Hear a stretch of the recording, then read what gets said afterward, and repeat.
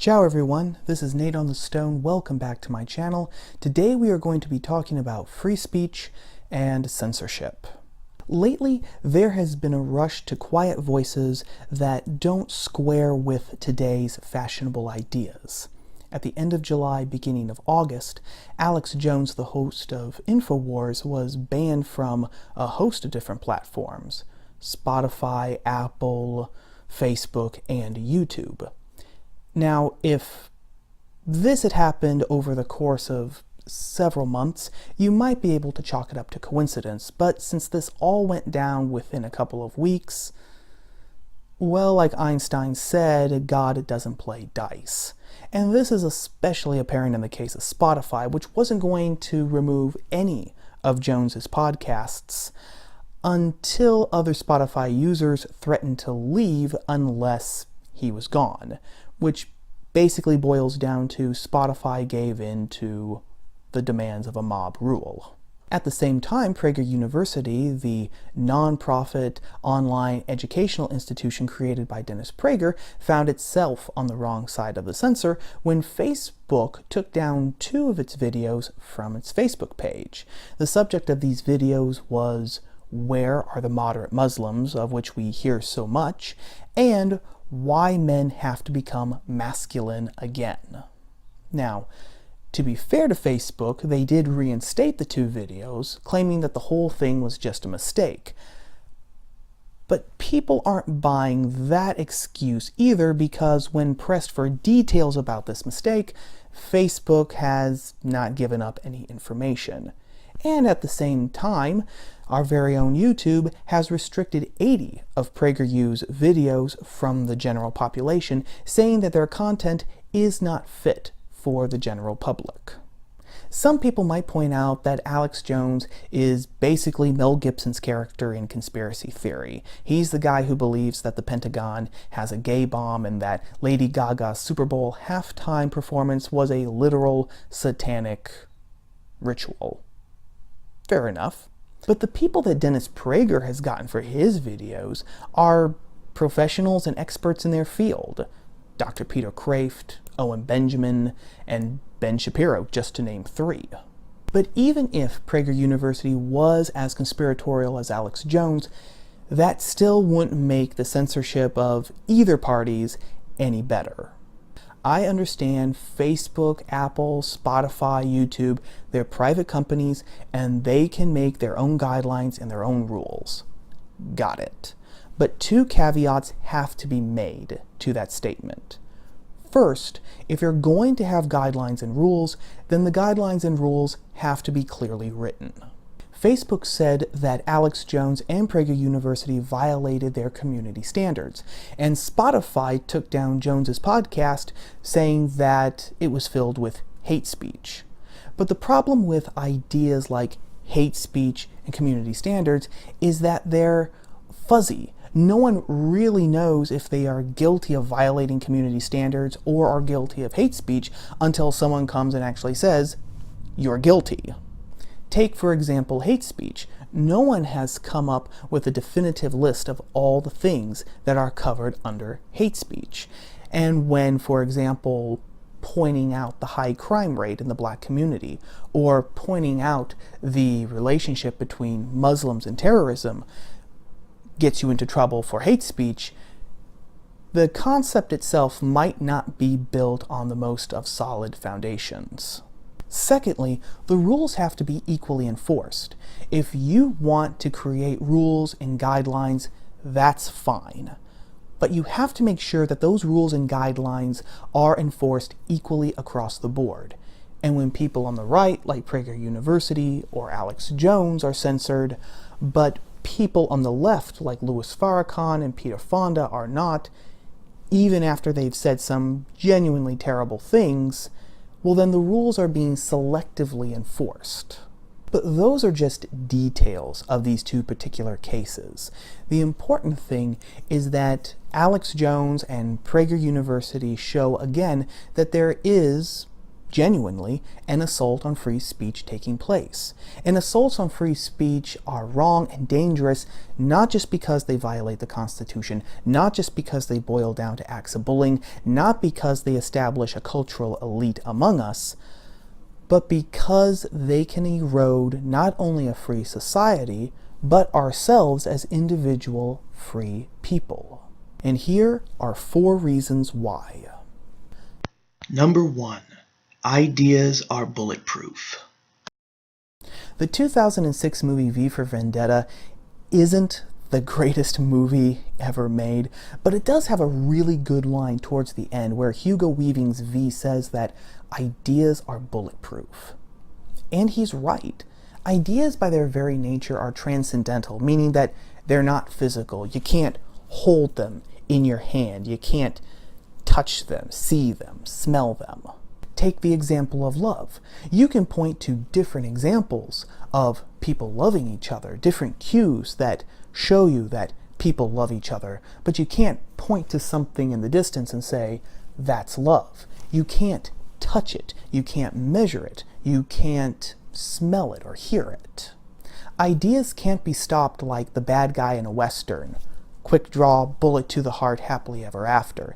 Even when the people who hold a certain idea die or are destroyed, their ideas live on, which is why ideas like republicanism and Marxism and socialism and utopianism and even religious beliefs are still around today, hundreds, sometimes even thousands of years after the people who started them have died. An idea can only be defeated by another idea. And since ideas can't literally fight each other, this can only be done by people engaging in honest, logical, and passionate debate. Censorship might be the quick solution, but all it really does in the long run is allow ideas to fester and grow. Paradoxically, the only way to actually defeat an idea is to allow it to be in the open so that people can take it apart through debate and reason. Like Thomas Jefferson said in the Virginia Bill for Religious Liberty, Truth is great and will prevail if left to herself, for she is the proper and sufficient antagonist to error, and has nothing to fear from the conflict, unless by human interposition disarmed of her natural weapons, free argument and debate, error ceasing to be dangerous when it is permitted freely to contradict them. Number 2. The fist.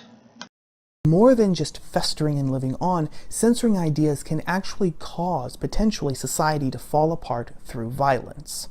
As an example, let's say that you genuinely and honestly believe that people should be able to kneel during the national anthem as a sign of protest, but that even mentioning this idea is taboo, let alone arguing and debating about it. If you can't bring your ideas into the public square, if you can't debate them, if you can't try to win people over to your way of thinking, then basically you're powerless. You're trapped in a society that allows some ideas to be expressed, but not others. The only way that you can get your point across, the only way that you can express your disagreement is through physical violence. Commentator Mark Stein likes to say that if free speech is forbidden, then the only way that people are going to be able to disagree with each other is by punching each other in the nose. And it doesn't take a lot of imagination to see where that's going to end up. Number 3, censorship keeps us from learning. We're human persons, which means that we have rational minds. And assuming that there is objective truth out there, truth that exists independently of itself and that isn't dependent on circumstances or personal interpretation, our minds are supposed to run on this truth. That's one of the reasons why people inherently ask questions. We want to know why things are the way they are, how they are the way things are. Free speech is one of the ways that we can find the truth, because free speech is part of free inquiry. John Adams once said, "Let us dare to read, think, speak, and write." Now, free inquiry doesn't mean that you're directionless. It doesn't mean that every opinion and every conclusion is valid. All it means is that honest questions are asked to come to honest answers. Our model in this case should be Socrates, who pestered ancient Athens with his questions. He would ask anyone on the street questions so that he could come to the truth. His motto was, "Let us reason together." But if we're not allowed to reason together, if we're not allowed to ask questions because the questions are objectionable, or because the answers they might lead to are objectionable, then we might never even find the truth. Think about it this way. If Martin Luther King Jr. hadn't been allowed to ask questions, hadn't been allowed to speak, the civil rights movement might not ever have happened. If the colonists had not been allowed to ask questions and speak, the American Revolution might never have happened. If Isaac Newton hadn't been allowed to ask questions, he might never have come up with his theory of gravity. Number 4, censorship makes us weak. Censorship makes us weak because if we depend on the government or some other entity to censor ideas, then we erase our own responsibility to fight for the ideas we believe in and to fight against the ideas which we believe to be wrong. We're free individual people, but that freedom implies a lot of responsibility in every area of our lives. This means that we're responsible for ideas, for thinking them through, making them our own, putting them out into the public, and then defending them. If we want to see a certain idea held by more people, it's our responsibility to get that idea out into the public and to convince people that it's the correct idea through passionate and logical argument. And I'm not going to make any bones about it. This requires a lot of work and a lot of discipline.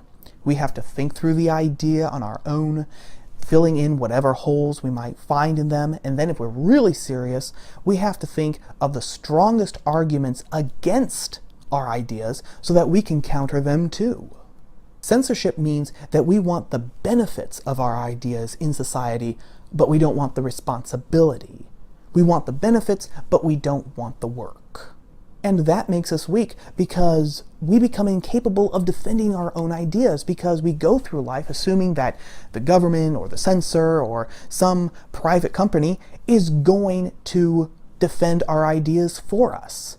If we're actually ever in the position where we ourselves have to defend our own ideas, we're going to fall flat on our face because we won't be used to it. And there you have it. The 4 reasons why I think that censorship is bad, not just for a free society, but for us as free people. But what say you? Is censorship a cure that's worse than a disease because it erodes a free society and it erodes ourselves as free and responsible individual people?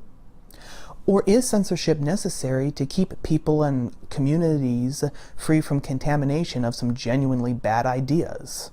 As always, let me know what you all think down in the comments below. Well, that's all for right now, gang. If you like this video, whether you agree with me or not, don't forget to subscribe to my channel and ring the bell for notification. I post new videos like this every Tuesday. Thank you all again for watching, and I will see you all again here next week on Top of the Stone. Ciao.